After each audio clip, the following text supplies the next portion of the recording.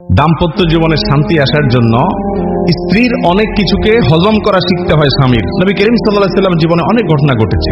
আয়েশা রাদিয়াল্লাহু তাআলা আনহা ঘরে ছিলেন, তিনি তার নিয়ম ছিল যে স্ত্রীর ঘরে থাকতেন, রান্না বাড়া তিনি করতেন।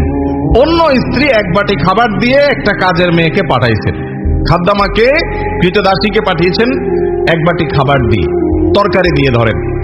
তো ভালো বুড়া রান্না করেছেন, রাসূলের জন্য পাঠাইছেন। আয়েশা রাদিয়াল্লাহু তাআলা আনহা দরজা খুলে দেখলেন যে কাজের মেয়ে তরকারি নিয়ে আসছে আরেক স্ত্রীর ঘর থেকে। তো এই টাইমে যে কোনো মানুষই, যে কোনো মহিলারই মাথা গরম হওয়ার কথা, আমার বাসায় আজকে উনি থাকবে, আমি যা খাওয়াবো, তুমি আবার ওখান থেকে এক বাটি দিয়ে ভালো হওয়ার চেষ্টা করতেছো। উনি বাটিটা ধরে ছুঁড়ে ফেলে দিলেন। বাটির সব তরকারি তো গেছে, বাটিও দুই টুকরা হয়ে গেছে, কাঁচের বাটি ছিল।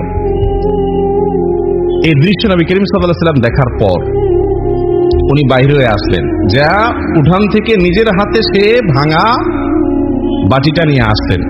আনার পর একই শেপের একই ধরনের আরেকটা বাটি এই ঘরেও ছিল, আসলে তার ঘরে।